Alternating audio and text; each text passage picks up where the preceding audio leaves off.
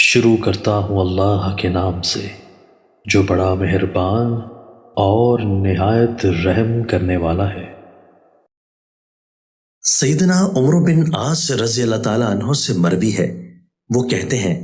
جب اللہ تعالیٰ نے میرے دل میں اسلام کا خیال ڈال دیا تو میں نبی کریم صلی اللہ علیہ وآلہ وسلم کے پاس بیعت کرنے کے لیے آیا اور آپ صلی اللہ علیہ وآلہ وسلم نے اپنا ہاتھ میری طرف پھیلا دیا، لیکن اس وقت میں نے کہا میں اس وقت تک آپ کی بیعت نہیں کروں گا جب تک میرے سابقہ گناہ بخش نہیں دیے جاتے۔ رسول اللہ صلی اللہ علیہ وآلہ وسلم نے فرمایا، عمرو کیا تو نہیں جانتا کہ ہجرت پہلے والے گناہوں کو ختم کر دیتی ہے؟ عمرو کیا تجھے یہ علم نہیں ہے کہ اسلام بھی پہلے والے گناہوں کو مٹا دیتا ہے؟ سیدنا جابر بن عبداللہ رضی اللہ تعالیٰ عنہ کہتے ہیں ہم نبی کریم صلی اللہ علیہ وآلہ وسلم کے پاس بیٹھے ہوئے تھے، بس آپ صلی اللہ علیہ وآلہ وسلم نے اپنے سامنے والی سمت میں ایک سیدھا خط لگایا اور فرمایا یہ اللہ تعالیٰ کا راستہ ہے۔ پھر آپ صلی اللہ علیہ وآلہ وسلم نے 2 لکیریں دائیں طرف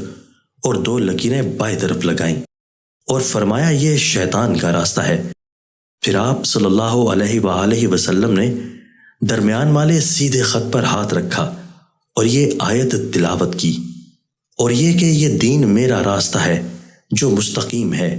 سو اس راہ پر چلو اور دوسری راہوں پر مت چلو کہ وہ راہیں تم کو اللہ کی راہ سے جدا کر دیں گی۔ اس کا تم کو اللہ تعالیٰ نے تاکیدی حکم دیا ہے تاکہ تم پرہیزگاری اختیار کرو۔